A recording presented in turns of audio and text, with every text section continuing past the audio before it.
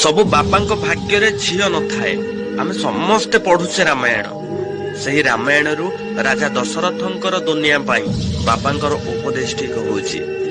ରାଜା ଦଶରଥ ଯେତେବେଳେ ନିଜର 4 ପୁଅଙ୍କ ସହିତ ବରଯାତ୍ରୀ ନେଇ ରାଜା ଜନକଙ୍କ ଦ୍ୱାରରେ ପହଞ୍ଚିଲେ, ରାଜା ଜନକ ସମ୍ମାନ ପୂର୍ବକ ବରଯାତ୍ରୀଙ୍କୁ ସ୍ୱାଗତ କରିଥିଲେ।